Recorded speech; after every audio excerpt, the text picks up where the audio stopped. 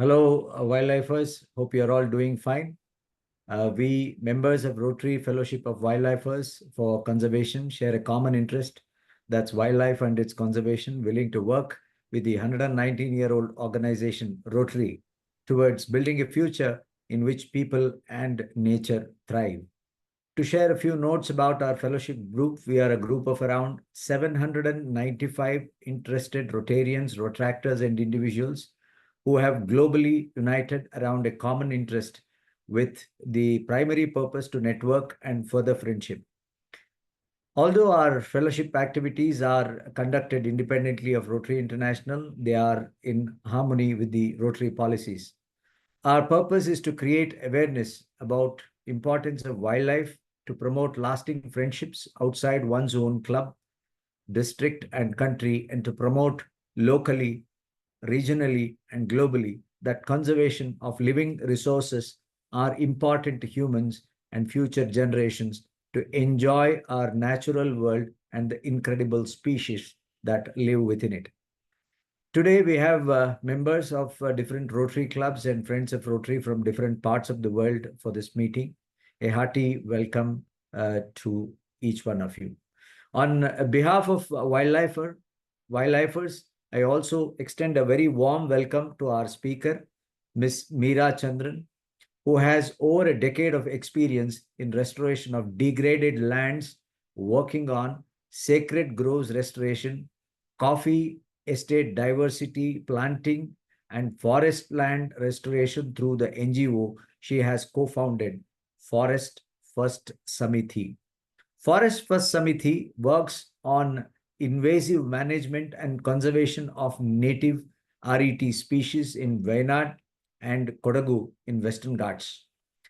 Forest First has worked on over 500 acres of land restoration, conserving 150 tree species jointly with tribal communities. Prior to fully immersing in conservation, she was working with TCS for over 16 years. Meera has a degree in electrical engineering and also law. Today, we will hear about restoration of critical elephant habitat from Meera. Over to you, madam. Thank you, sir. Thanks to Rotary for inviting me over, and it's a great opportunity to interact with all of you. I'll quickly move on to the presentation. Please let me know if my screen is visible. Yes, it is. Yes, it is. Sure, thank you. So I'll just quickly move on to the slide. In the interest of time, I guess we have around 40 minutes for this session, and then an interactive. I'm hoping that, it's going to be lively with all of you asking, your questions, your concerns, and having this, as a more interactive session. Thank you once again. As mentioned, we are 14 years, and over the years, we have slowly and steadily been working on, and as of today, we have been conserving around 500 acres of land, which includes forest land, sacred groves, coffee estate, diversity planting. So this is our breadth of experience. But today's discussion, I will focus around our experience with respect to forest land restoration. I think I need to hide my screen on Zoom, hide the video panel. Yeah, I hope the screen is visible fully. Yes, it is. Yeah. So to just give a gist of what we are working in Wayanad Wildlife Sanctuary. So I'll just give you a gist of what Kerala has gone through, starting from 1973 to 2016. And you can just see from the map, the level of degradation, in terms of hectares, roughly around 9,000 odd square kilometers of forest land, and, which we have. But then there has been an extreme degradation over the past many years. And today what we have left is of the very dense forest is only 1%. So when we talk about the forest land, we have the western, in fact, Kerala is a land which is between the Western Ghats, the biodiversity hotspot, and the Arabian Sea. So it's a very small strip of land. And this used to be home to, several endemic species, rich forests, especially on the western scarps of the Western Ghats, where the monsoon hits the peninsular India. So it's also to do with the rainfall regime. It is also to do with the geography that, we used to have this very dense forest. So it's only 1% left over, at the moment. Yeah.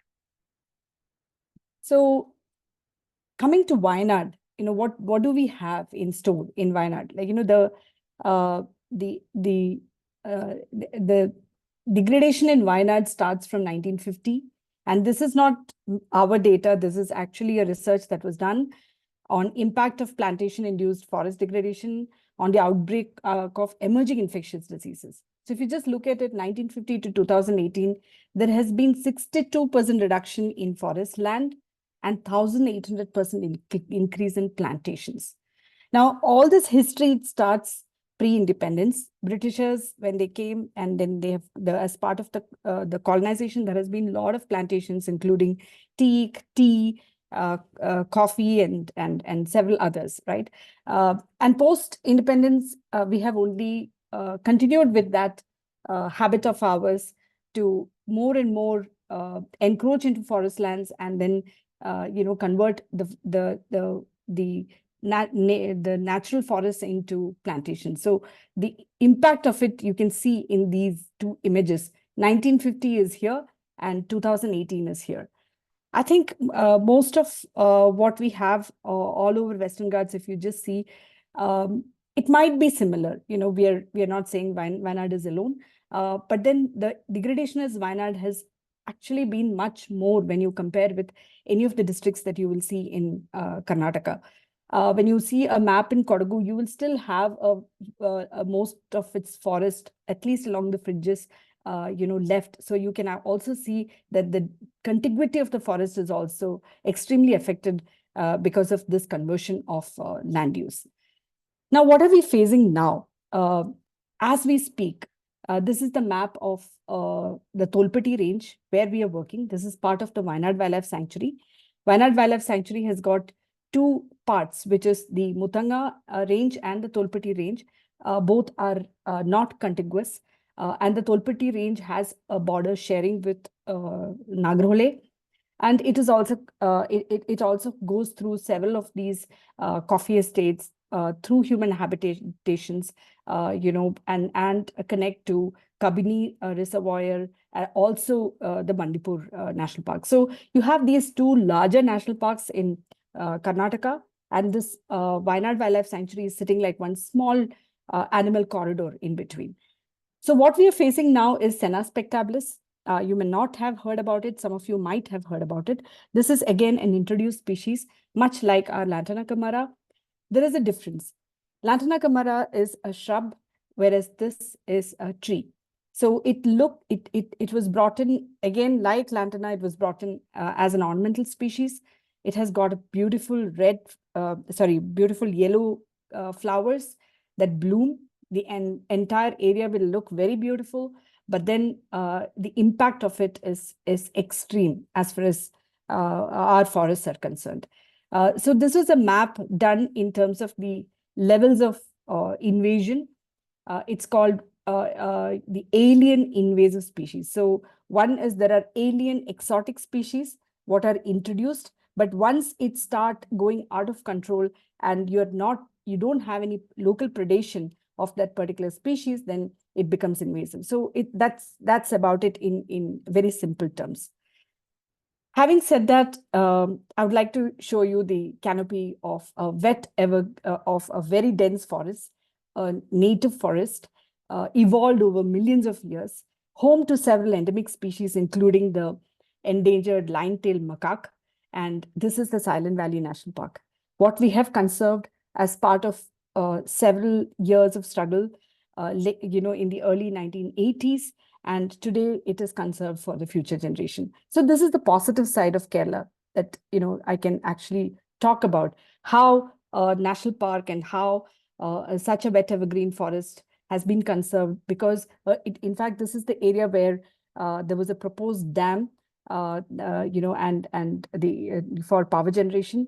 But then because of the struggle, today we have it intact for all of us to enjoy. But what do we have in these forests, the Wayanad Wildlife Sanctuary?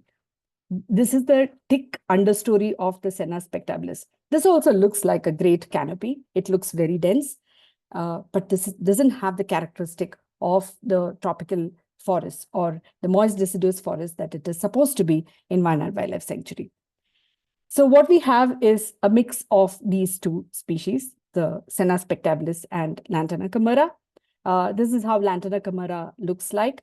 You might be very familiar with Lantana camara because it's a very common species. Everybody knows about it. But the invasion is extremely high, especially in open forests. And what you see usually is the plantations that are either converted into teak plantations, and then there is a clear felling of teak. The next colonization is Lantana camara. So that's what we are also seeing in Wayanad Wildlife Sanctuary. In areas where there has been a clear felling of teak, there is also an opening created, a sudden shock created in the ecosystem, and Lantana camara starts colonizing. This is a riparian buffer, what we call it, along the stream course. There are several large species. We call it the riverine species. An example of a riverine species is wild mango is a good example of a riverine species. There are several, you know, wild species of mango. Then there are many other species that are wild edible fruits that are found along the riverine course. Now, there is another aspect to it, that these species, the floral species, are able to withstand a very high water level condition.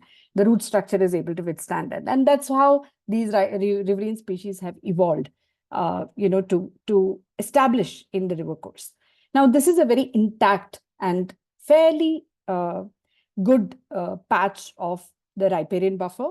The river that you are seeing in this image is one of the tributaries of river Kabini. Kabini actually originates in the Wayanad district as three rivers. One is called the Panamaram River, the Mananthavadi River, and the Tirunelli River.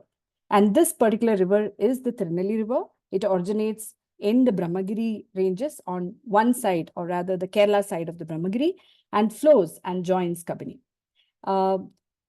So there are several rivulets. Actually, if you just look at Wayanad and Kodagu, the district is, you know, the water map or the hydrology map of the districts, it looks like veins, right? Several streams, first order streams joining together and forming a large river. And while we talk about the origin of river Kaveri as Talakaveri, these are also origins of river Kaveri, because Kabini is one of the primary tributaries of river Kaveri. So the whole east sloping districts of both Kodagu and Wayanad are feeding Kaveri and feeding millions of people living in peninsular India all the way to Chennai. And I don't need to speak about the water force between Karnataka and Tamil Nadu. Everybody knows about it. Having said that, this is inside the sanctuary. This particular patch was photographed, and you can see the riparian buffer. Many years of land use change, conversion into plantations, and later on converting into an open forest. This is the state of some of the streams that are flowing even through our moist deciduous forests. What is the impact would be definitely the soil water holding capacity. When you don't have the forest, you know, when we have just 2 days of rain, there is a flash floods. And within 1 day, when the rain stops, the river, you know, there's hardly any water in the river. So this has been the state of affairs. While we are working on the ground, we are directly witnessing this phenomenon. So overall, when we look at it, Wayanad, with its invasive species, with the absence of native trees and native grass, the impact that we are definitely seeing is lack of fodder availability and lack of soil water holding capacity. And the ultimate impact is human-animal conflict. So You must have heard about the Belur Makhna issue in Wayanad. There is always this instances of animal conflict and also, fueled by the local politics that are very prevalent in Kerala. So it all adds up to the fire, and it's one feeding into the other kind of a situation. And where we are working in the Tolpati range is also the Tirunelli village, which has the highest population of indigenous tribes in Kerala, and a critical animal corridor. So having said that, what are we doing? The problems are many, problems are plenty, but we have been working in our small ways of solving, solving this big problem that we have at hand. So we have the solution and approach, which we have been evolving over the last decade. And for the forest land restoration, what we do are very simple few processes, but then we constantly do it. We have like 10 months of activity going on the ground. The entire work is also supporting livelihoods of tribals who are working with us. So pitting and planting of native RET species we are doing. But if you look at the overall work that we do, when compared to the invasive management, and if you take all of this put together,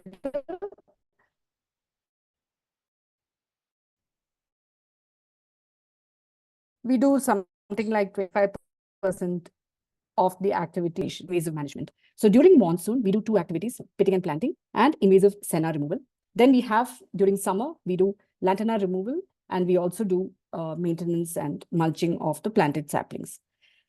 During April and May, when the over the past few years, it has been extreme dryness that we are seeing in the area, we built a small check dams. I can't call a big one. That is only for small structures to ensure that there is grass regeneration, not even for holding water.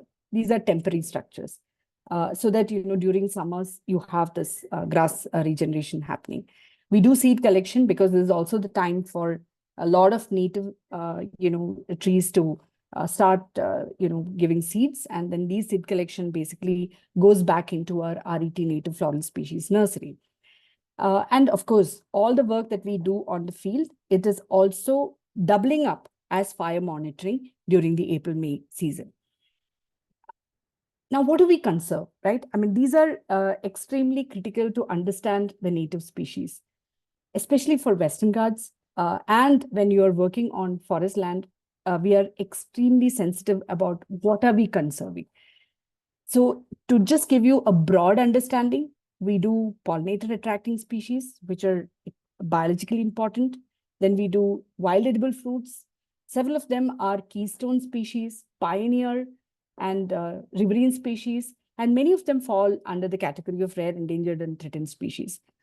To put it very simply, RETs are nothing but if you have tiger in the floral faunal world, you have these are the tigers of the floral world. That's how we can put it as the RET in a very simple term. It is extremely rare. Some of them don't have high predation, probably because of the human extraction itself, and that's how it has actually moved into the endangered list.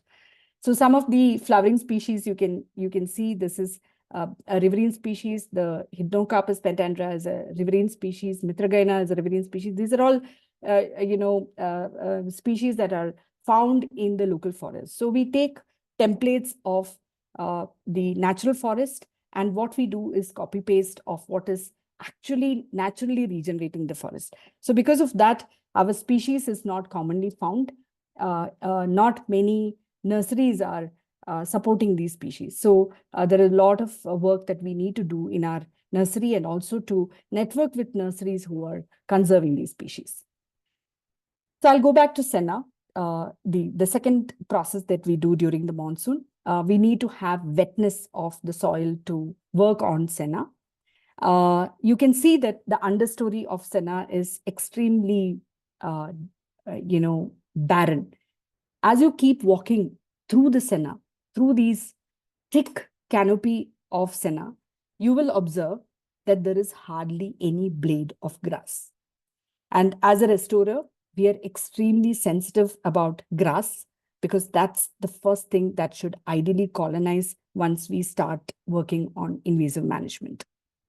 So you'll see that these are the thick, dense patches, not a single blade of grass. So what do?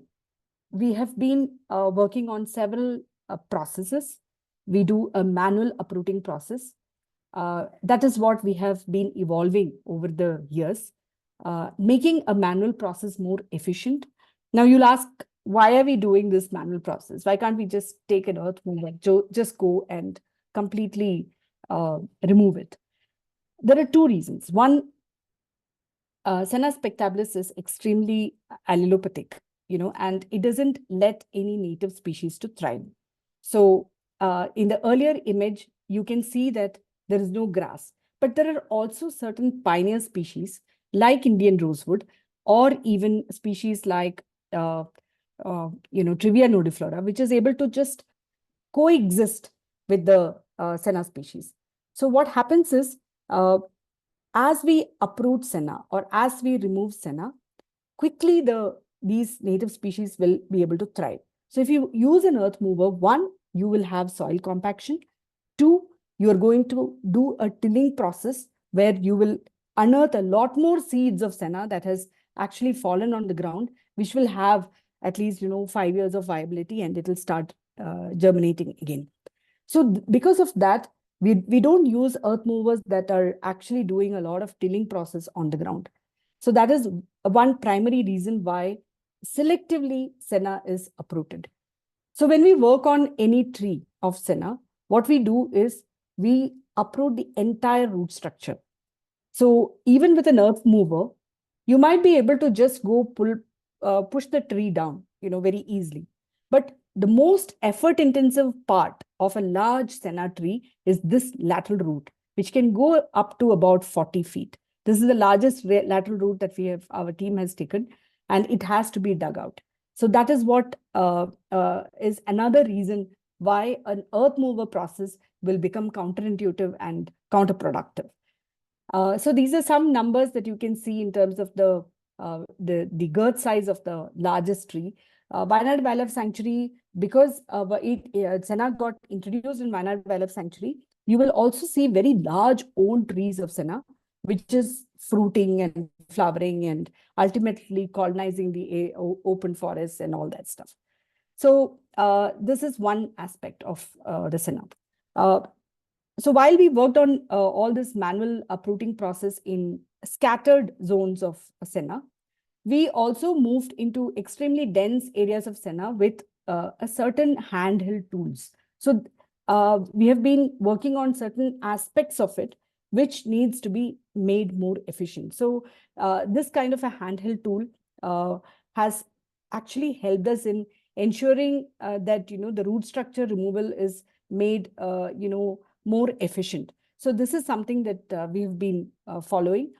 For certain types of senna invasion, it's not that the tool is effective for large senna roots. The big, very large size senna, we don't use the tool. But more dense, medium, and smaller size senna, we use the tool as of now. So what is our impact, right? You might be wondering, like, this is so much on the ground, and what are we doing at the end of it? Won't it come back again? It will come back again the next year, but that is why we also need to ensure that there is a 3-year process. The first year, if I am spending X amount, the second year, we have spent only 10% of the X. And in the third year, it is only 1% of the first X that we have spent in uprooting senna. So you need to have that rigor in terms of ensuring the secondary regeneration of seedlings is completely eliminated, especially during the first year. So after uprooting, every land needs to be handled to ensure the secondary regeneration from the seeds is handled in a very effective manner during the monsoon or even before the onset of the monsoon. So we did what is called the land use, land cover change satellite imagery. And this is what you can see, the areas of dense and extremely dense senna, which was uprooted. And after image of the same LULC maps, you can see that native species of grass and trees are regenerating and re-establishing. So basically, it's a grassland which is coming back as an immediate step. This you can see in all the plots. Every plot that we have different KML files, which is actually GPS tracks. And we are tracking that whole change with respect to the density of senna and the effectiveness of the work that we are doing on the ground. So that is the maps that telling you, maps will not tell lies. Even if I say lies, maps will not, will be truthful to us. But then I will also show you the ground truthing in terms of the images that is coming up from the ground. So this is the senna pit that was uprooted in 2021. And within just about 6 months, we were able to ensure that, grass is reestablished in that area. And these are the root structure of senna is such that the taproot, or rather the taproot structure, will not go deep. It is the lateral root that goes all over, and it is literally standing on the lateral root. The taproot, in certain cases, especially for these large size senna, it's almost absent. And in many places, the grass has started to return back. This is another process that we do. It's called the ANR, or the Assisted Natural Regeneration, where we uproot lantana around naturally established tree. So you will see that, how the tree has basically grown in the same tree that has grown in just about 3 years, because the tree was absolutely stunted under lantana, and it's able to establish the canopy and also to create a small ecosystem with all the grass thriving, in that patches. And many species, for example, the Cinnamomum malabatrum is understory species of semi-evergreen species. This has started to colonize, and several other elephant yam and many medicinal plants have also to regenerate naturally. These are all images of many native species, ferns, and several native shrub species. This particular species is called Helictrus isora. It is also a favorite of elephants and several bird species. Bird species. It's a pollinator plant. It is beautifully pioneering. This is another ficus tree, which is again a pioneer, on the ground. And all these are not planted by us. This is all establishing naturally just by ensuring that allelopathic invasive senna is completely uprooted without even a piece of it left on the ground. This is more evolution of how native species are establishing. Gloriosa superba, many of you would have seen this species. It is actually blooming in the Western Ghats now. Good to see. It's a delight to see as we go there. Several species of orchids has started to come back in these uprooted plots of Senna spectabilis. This is a wild arrowroot. This particular species, I do not know. We need to ID it. Same thing with assisted natural regeneration with all the lantana. Overall, we have uprooted 24,000 such naturally regenerated saplings. Uprooted lantana around naturally regenerated saplings so that they can establish well. This was lantana around a species called Nandimara in Kannada. It's called Vendeka in Malayalam. It's called the nude lady of the forest, the common name, and that is, given a chance to establish the canopy very well. Similarly, these were all native, lantana uprooted saplings. At this level, the lantana was there, and the tree has, the tree was literally under the lantana, strangulated, and after removing the lantana, the tree has actually starting to establish the canopy. And, these are like umpteen examples of how these 24,000 tree saplings that are naturally regenerated is establishing in a invasive uprooted plots. These are some of our planted species. So as I said, what we plant are the pioneers, the wild edible fruits, and what can establish in a degraded ecosystem. The first year we were, though we had almost a decade of experience working in Kodagu and Wayanad. We were working in smaller private, lands like 8 acres, 10 acres, and we have also worked in sacred groves, 30 acres. So these are all extremely controlled plots, not in a fully wild condition like this. So what would happen in a wild condition was fairly unknown to us from a plant species planting perspective, right? So we have evolved certain techniques for ensuring that, the saplings establish, in spite of all the wildlife movement around. So one such thing is to establish or rather plant in between lantana. While on one side we are uprooting lantana, we are also seeing that lantana is able to kind of act like a semi wrapper of these species and protect it. And then many of our saplings that are planted are able to establish. These are some of the common species, not the RETs or anything, but then found in that particular landscape. And these are the easy to establish ones, I would say. Melina arborea is not very easy to establish, but then it has got high levels of predation by ungulates like deer and sambar and all that. But then once it establishes at a certain height, then we don't need to worry about it. There are several species. This Syzygium travancoricum, it's a critically endangered species.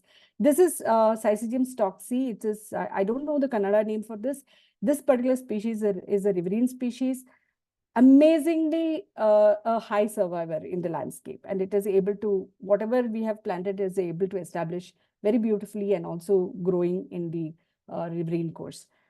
This is also a high survivor pioneer, usually found in degraded patches, open forests, especially if you see areas where power grid lines have completely chopped off a portion of the forest, and after that you go back to that land.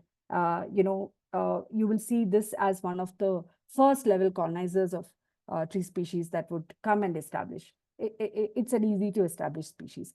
Vitex, in our area, it was difficult to see Vitex in the complete open patches. In fact, we also did a listing of species. Before we started the work, we found only 10 species that are naturally regenerating under lantana. So all these species that we have planted, it is very carefully selected from the template of good forests and planted there in these open patches so that it can establish.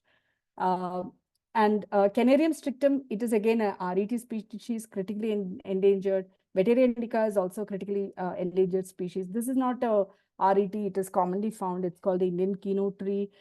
This is also a commonly found, naturally establishing, but then we are also planting these species. So yeah, so several more. So I'll not bore you too much on the scientific names. But then what has worked for us, right? I mean, we have overall, if you look at the success rate, every year we do, while doing the mulching, we also do what is called the mortality count. Our tribal team is well equipped in also handling the data. We have registers, we have planting register, we have mulching register. So because of that, every plot, we also know what is the success rate of our planting. So one is we plant very well established saplings. So because of that, the time a sapling spends in our nursery is more. We don't rush into planting directly from the seedbed. We ensure that the saplings are fairly big enough. Only then, it can establish in this kind of wild conditions.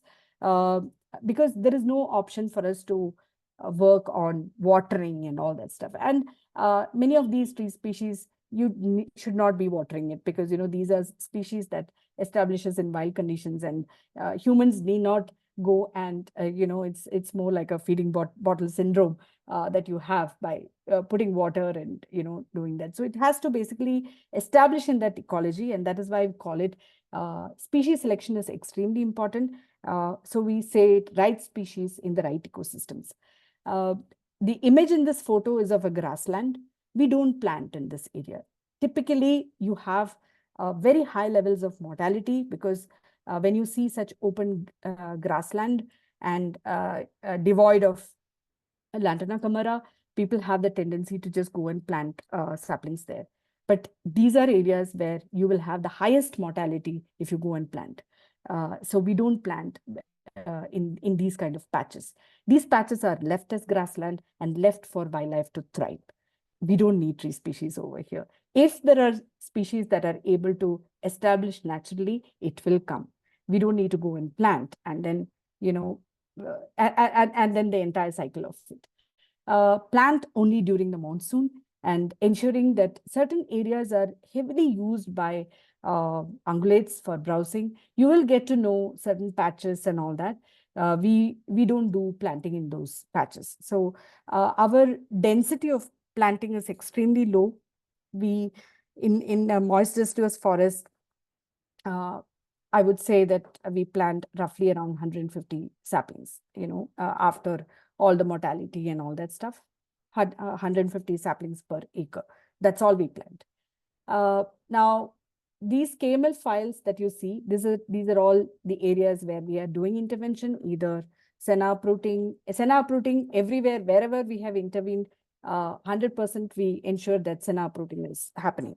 Now, there is another question, why is it that we don't do large-scale lantana uprooting? One reason is that when you have a higher invader, higher colonizer, or a more profuse colonizer like Lantana camara, one needs to, a more profuse colonizer like Senna spectabilis, one needs to first deal with Senna before you deal with Lantana camara. Because Lantana, sitting in the ecosystem, some of these, it doesn't have as much as allelopathy as the Senna spectabilis. There are at least 10 species that are germinating under the lantana. So it's a trade-off.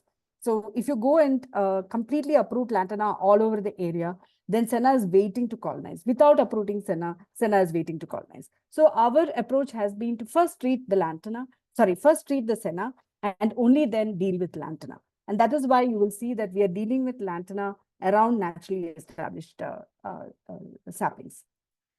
So what did we do in this 3 to 4 years time, for forest land restoration? We started with a very small 70 acres and we have moved on to 400 plus acres as of March 2024. As we speak, there is work going on. There are 80 people working on the ground. They are doing this day in and day out. Started with just about 15 of them and we have come to 80. In fact, this poster says 68. That was as of March 2024. But this year, thanks to all our grantors, we have been able to add more, tribal team into this pool of people who are working as our restorers. And in terms of saplings planted, just about 40,000. So you can imagine, the landscape and the amount of planting that we are doing. It is, it's fairly insignificant compared to the invasive management work that we are doing.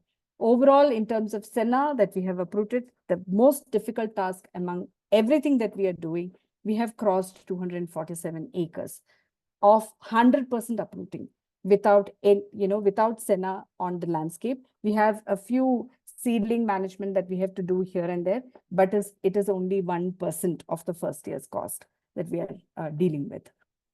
We have 4 indigenous tribal communities: Paniyars, Katunaikas, Urali Kurumbars, and the Kuruchiars. Some of them are also on the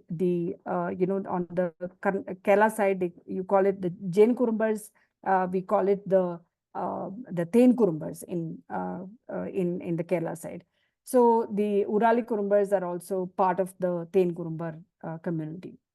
So yeah, 412 acres we have reached. And another interesting bit is all these GPS tracks are done by our tribal restorers. The data, everyday data is collected by the tribal restorers. There is also Google Sheet that they are trained to enter. So everything is in terms of data is on cloud. So that's the other interesting aspect of this work. This is our friend Daniel Sukumar, who is also doing a bird assessment. One of his interesting study over the past few months, starting from May this year, is when he saw just 7 species, which is just flying by on inside the senna, or and over the canopy of a dense patch of senna, he has been able to identify and spot 122 different species of birds in areas where we have uprooted senna. And while I'm talking about areas where it was uprooted as of January 2024. What I'm saying is, from January 2024, in just a span of 3 months, he has been able to see these many species of birds. So it's a positive sign that we are seeing on the ground. And another observation that he has also mentioned is that there are more of insectivorous birds that is actually coming and colonizing in the Senna uprooted plots. Butterfly survey is also on. We have another botanist who is supporting us with both butterflies and plants. So this is also another monitoring that we are doing at the moment. And hopefully by the end of March, we will have more data surrounding both our birds, butterflies, and mammals to share with all of you. So overall, we have around 11 unique CSRs who are supporting us with various things. We also do a bit of solar homes for our tribal restorers. Overall 120 homes, all the restorers who have come, they've got their solar installation in their homes. It is 1 panel, 2 lights, and a mobile charger. It is a home installation system done by Selco that we are doing. And a few bee boxes that we have, that's only on an experimental basis. We are not doing large this thing because bee boxes, because we wanted to first test out the impacts of it. So that is at a very small scale that we are doing. So overall, our experience spans, in terms of the percentage, we have almost 30,000 as of March 2024 that we have given to in terms of livelihood to the tribal communities. So restoration working as livelihood to the tribal communities. So these are our grantors, several of them who have very organically come forward, some of them who are supporting us for more than 1 year. Of course, we are very happy when there are grantors who come and join us for at least 3 years, but we have not been that lucky. Some of them just come for a year and then, they don't continue the funding. So overall, the restorers are also benefited by this kind of support that we are getting from our grantors. This was a social impact assessment that was done. And there was a very interesting bit of, it was done by Gram. And one of the interesting, observations that they had was the alcoholism among the tribals have come down, especially the restorers who are working with us have come down because the number of work days has increased, and they just have about, just maybe because just the Sunday for them to, enjoy, so 5-6 days of work, Monday through Saturday, they have to come forward. So that's probably one reason. 30% they're able to reduce their power consumption. So that was also another impact. Thank you.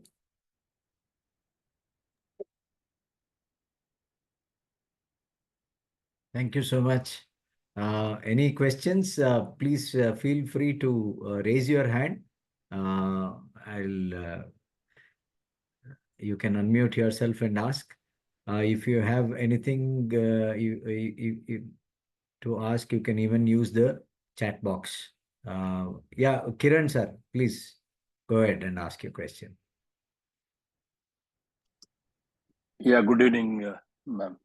Lantana camera, is there any, I don't know whether I'm sure, medicinal value, any byproduct can be produced out of Lantana camera?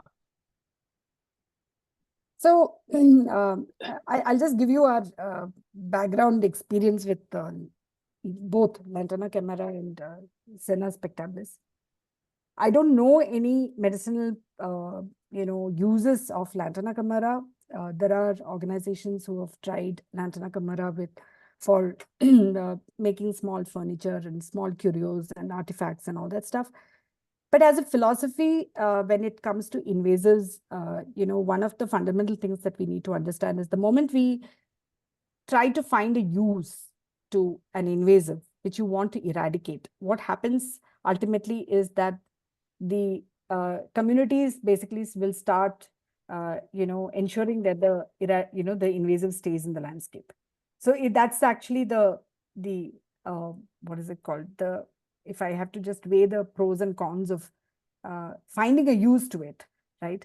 The motive for us is the eradication, because we wanted native grass to regenerate in the land. So we have not gone into the supply chain of the whole invasive species, and we would just want one of the aspects that we are doing for Lantana camara is it's a very easy species to degrade, so it goes back as soil carbon. And after it goes back as soil carbon also, there is a, very nice regeneration of native grass and other species that is coming in this ecosystem. Because lugging around Lantana, which is a thorny species, definitely is not a very great idea. I hope I answered that. Yeah, thank you. There are a couple of questions in the chat box. If anyone wants to ask, please raise your hand. In the meanwhile, I'll ask this question from Dr. Christopher. He's a member of, he's a chair of the Rotary, action group for endangered species. He wants to know what is done with Lantana and Senna after its removal.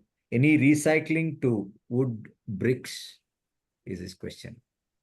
So as far as Lantana is concerned, we are not doing anything, any use. As I said, I think, I partially answered that question, in the previous query. Lantana, it is made, it is just allowed to degrade, and that degradation it just happens in just about 2 months, 3 months of a time frame. It just crumbles. Senna takes longer to degrade. One of the things that the local communities have been doing is they are actually taking the cut after the eradication, whatever is the biomass that is there, they are just taking it as firewood. Whoever is needing it for firewood, it is just taken as firewood. So it just gets burnt. Yeah, there's one more question from Christopher. He says, final photo seem to be all men. Any women involved in this? You have, of course, answered this to me, but for the audience. Yeah, I am here. One, the woman component. I have another colleague of mine who is a woman component. As far as the restorer is concerned, we have 3 women who are working in the core eco-restoration. We have 2 women who are working in the nursery. One of the reasons why women are lesser is because locally it's not easy to find women who are comfortable enough to work in a forest land ecosystem. Women are okay to work along the roadside and plots and all that. So we have left it to the communities to decide whoever is willing to come. We are very happy to take more women on the ground. So this was 2 years back, we requested if there were women who could join. So they are coming as a unit, as a family unit and working so that, their safety is also taken care internally. Yes, Dr. Chris, please ask. Yes, so thank you so much for your answers there. One of the things, the actual title of your program is actually leads to elephant and human conflict. Would you like to discuss this a little bit more about the conflict between the animals and humans and how that's being dealt with? So if I have to talk about Kerala as a state, the human-animal conflict, there is the tribal communities who have actually shown how they're able to coexist with the wild animal species. But then there are the settler communities who are extremely intolerant towards the wild animals. So that's where the division starts. And many of times it's often the settler community who has raised this concern of sighting elephants in their coffee plantations, when elephants keep moving between forests. As I showed you in the map, the entire forests are extremely disintegrated. The contiguity is lost. But then there is a lot of effort done by other organizations also, like Wildlife Trust of India has been working on re-establishing wildlife corridors, especially the elephant corridors. So one of the critical elephant corridor, the Tirunelli-Kudrakode corridor, is very close to the area we work. So there is a lot of effort. One of the mitigation is to ensure that the corridors are established. The other mitigation, of course, is the management of invasive species, which we are doing. Then the Kerala Forest Department has been doing a lot of work in terms of the conflict management, right? I mean, when it comes to what are the rapid response units that one can, have to handle the man-animal conflict issues when a conflict happens. When there is an elephant, an individual that is actually moving through the coffee estates, how do you deal with that? Because Kerala is also a very thickly populated state. Several of these are extremely high in terms of human habitation. So there are a lot of groups working on different aspects of the human-animal conflicts. Thank you. Thank you. Thanks for that question, Dr. Chris. I appreciate Dr. Chris because it's 4 a.m. in the morning for him and he promptly attends the sessions. Thank you, Chris. Thank you. Bharat, please go ahead and ask your question. Thank you, Sanjay. I'm sorry I joined a little late, but I had a question which was kind of, I've heard from many people in Kerala. So I just wanted to know if the speaker is willing to comment on that. So I was told that since independence, over many decades, you are, for example, just now you were talking about settlers versus tribals. And I was told that many forest lands have been settled by outsiders through encroachment. And because of the political ideology of Kerala, the government actually said, after 10 years or 15 years, if you have, squatted on the forest land, they will give you title to it. And apparently, once the title is given, many people have promptly sold the property and further on encroached into further forest. And this has happened 2-3 times. The cycle has taken place. This is what I heard from many people from Kerala. So what is your view on this and how much of a problem is this? Definitely. See, 1970s is when for Grow More Food program is when one of the wave of settlement that happened in the hill districts, right? I mean, for conversion of plantation, that's very evident in those satellite images that I shared in the beginning, the degradation of Wayanad forests starting from 1950.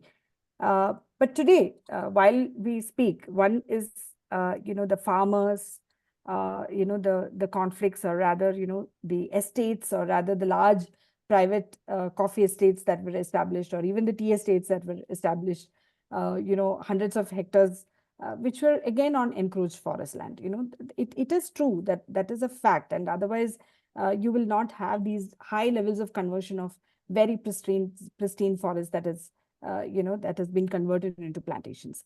So that is the first wave, I would say, for this agriculture, for plantations like tea, then rubber and coffee and several other crops that we see as the cash crops. The second wave is happening maybe in the past 1 decade, which is tourism. So we, the aspect of tourism, or rather the impact of tourism, is also very subtle, right? I mean, you will not see the impact directly. Even the Mundakai landslide, there are these, outright, there are these numbers that are coming out that there were more than several resorts that were did not even have licenses, which was actually sitting on the banks of that river, the Punjirimattam or any of those places that are extremely fragile, right? So tourism definitely has its impact. As we keep talking about ecotourism or any such thing. Like, where is the carrying capacity? If we are saying that Wayanad as a district has 8 lakhs of resident population, what is the population that is coming in as tourists? 20 to 22 lakhs tourists come annually. So how do we handle this? All over Western Ghats, this is a problem. It is not just a problem of Wayanad. So this second wave, I would say, is scarier than the first wave, and we don't know the impacts of this, because it also means there are lots of roads that are going to be cut through the thick canopy of the leftover forests, for tourism. Yeah. Yes, sir. Kiran, sir. Please. Yeah, one small question, ma'am. You see, if I look into the whole the presentation, the 3 aspects. One is removal of lantana camera. Number 2, increasing the soil carbon by dumping there itself. And the native plants are being grown. Is there any study on coining the emission of carbon or absorption of the carbon the other way around, if you look at it, and the carbon trading off? Any study has been done on that gain? So we have done a study. We have done a comparative analysis in Senna plot, then Senna plot, and because we are also removing a lot of carbon while we are talking about Senna, right? I mean, Senna, if you just look at it from a pure carbon perspective and not that much from a biodiversity perspective, maybe we will not remove Senna spectaculus, but that's not the way to go, right? So the calculation that we have got from this independent agency who did the analysis of Senna spectaculus, carbon sequestration, and how the recovery would happen. The analysis that they gave us was that, in 3 years' time, up to around 7 years' time, we will be able to recover to the carbon of what it is, yes, of what we removed, right? But then to reach the levels of a moist deciduous forest, it would definitely take 20 years. It's not going to be an easy task, when we are uprooting invasive species. But the positive side for us is the ground truthing that we are doing, and all the native shrubs and other species that are very nicely colonizing after the uprooting of invasive Senna. So I'm also just waiting to see how some of the uprooted plots of 2021 will look in 2026, because we are already seeing how canopy is establishing through the establishment of pioneer species, like Trivia nudiflora is one of the most common pioneer that is able to establish immediately after uprooting Senna spectaculus. Thank you. Yeah, thanks, Meera. So if I just wanted to ask you if any of our members would like to volunteer in what you're doing, say for planting or removal. Can they be a part of it? And if yes, how? So here is my straightforward answer to the planting bit of it. We're not averse to urban people coming for planting. It's a very tough landscape. It is not like planting in Bangalore or any of the cities that we are used to. It's a landscape where we are on foot when you have elephants and tigers around. That is one aspect of it.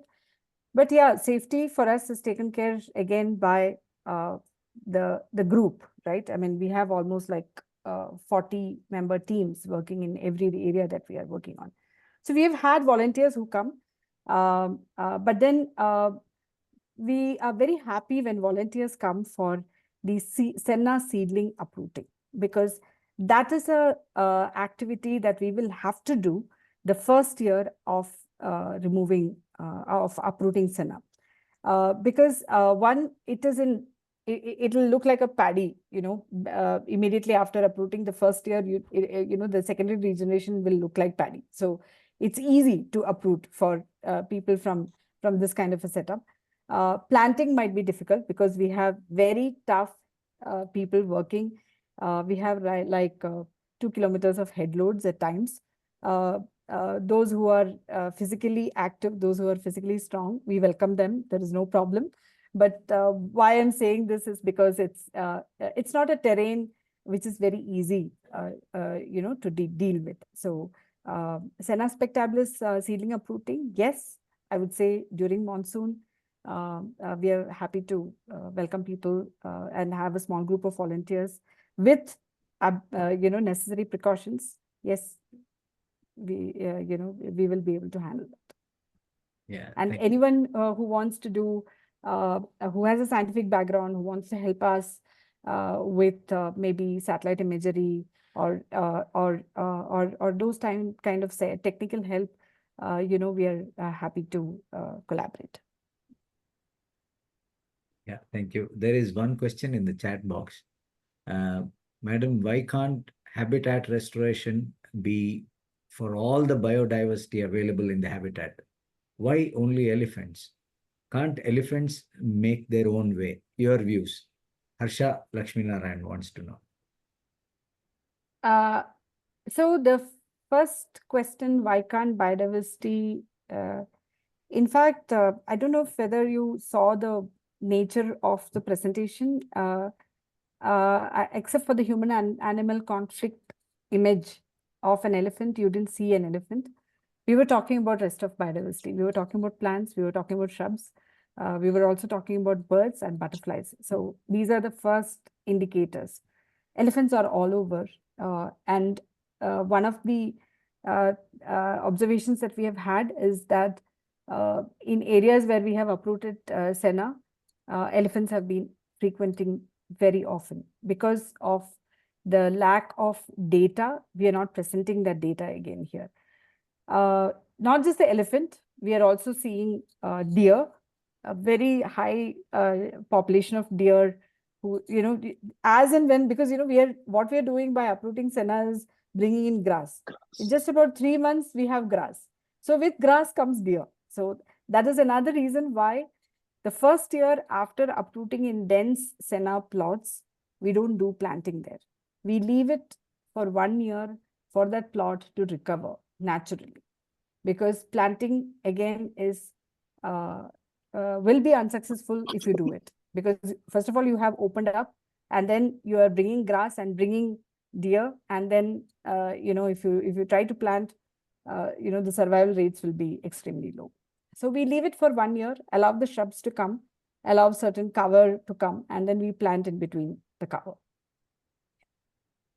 Yeah. I think there was a second question. Yes, biodiversity is all taken care. It's not just the elephants. So that was the first. Second question, I forgot the question. If you could please. I know. Can't elephants make their own way? Elephants will anyway make their way. You don't think we can stop the elephants at all. So interestingly, there is the only reason why we feel that this intervention is required is because of this allelopathic nature of Senna spectabilis in establishing other native floral species, especially grass. And that is why there is a lack of fodder availability in under the Senna canopy. So why do we need to intervene in these landscapes is primarily because this is a human created problem in the first sense. As we have more and more forest lands not available with grass, then there is a big problem that we are actually having in hand. Elephants are moving out, and coming in conflict with the rest of the human habitation. So that's why I said elephants definitely is finding their way. Whether we do anything or not, elephants will find their way in farmlands, in coffee estates and other areas where there is presence of grass, or even in the large areas of grasslands. And elephants have, thrived much, before us, and they will definitely thrive. Maybe we are the ones who will perish, but elephants will definitely thrive. But the intervention is required because this is a human created problem. Yeah, thank you. There's one question from Geetanjali. Geetanjali asks, who has access to the data uploaded to the cloud and who owns the data? Is it also shared with the forest department? So when I mentioned about the cloud, this is our internal cloud. The reason I wanted to give you that input is because, imagine a team of tribals. They are at the max they have completed their, +2. Many of them have just completed their SSLC, and a very few of them have actually gotten into their degree. They have been trained on, in using these tools so that they are only, having the, what is it called? They're only managing and maintaining this data. Writing it, earlier they used to just write it in a register and leave it. But the consolidation and accumulation of the data would not happen. So that is why we had to train them to use Google Sheets and, KML, creating GPS tracks. They have GPS. They have been trained to use GPS to create the KML files and all that stuff. So the data is definitely owned by us, but every year to the forest department, we submit an implementation report giving the progress of the implementation that is happening on the ground. So ultimately, it may not be the individual data, but the cumulative data is available to the forest department. Thank you. I had one question. Just like Senna and Lantana, this Parthenium is also an invasive weed, right? Do you take any special measures for removing that, or it's just incidentally that also happens if you see it around? These are the smallest shrubs, but in large numbers, Parthenium or even something like Chromalina odorata, which is also called Eupatorium. What happens is once this larger invasive, like Senna spectabilis, goes, then it is always these colonizers, they will come and establish along with grass. But the good news is grass is there. Native grass is able to establish, and after native grass establishes, this other invasives will come. But our experience in working in private lands or even in the forest land is that as and when the canopy gets established, as and when the tree canopy is established and the shade is brought in, there is complete absence of these invasive species. So we need to have that wait period, and Eupatorium, for that matter, in certain patches, like we also do what is called a wetland management. We call it the vials in Wayanad. This is actually the area between a stream course and the hill area. You'll have like a cup, right? This can hold more water. The moisture levels are higher. The grass density is higher, and there are lesser trees on these kind of micro ecosystems. So in those areas, we remove Eupatorium, because then what happens is the grass will be able to establish faster, because anyway the tree cover is not going to come in those areas. So selectively we are doing the Eupatorium management, but not everywhere. Everywhere to handle Parthenium and Eupatorium, it will be churning the ocean. So that we are not doing. Yes. Thank you. I think is that okay? There are two more questions. Yes, I'm fine. Yeah. One is a very generic question. Cosma wants to know the reason for non-contiguity of the forest land area. That's again encroachment in the past. I think we have answered that in 1950. The map, if you've seen, it is all human encroachment. Whether it is for farming or for tourism, doesn't matter. But we have encroached as a species. We have encroached. If you just look at overall India, the geographical area of the whole national parks and sanctuaries put together is just about 2%. So 98% of land, the geographical land, human species are squatting on it, and we are crying conflict. Actually, who is in conflict? Yeah, there's one question from Harsha.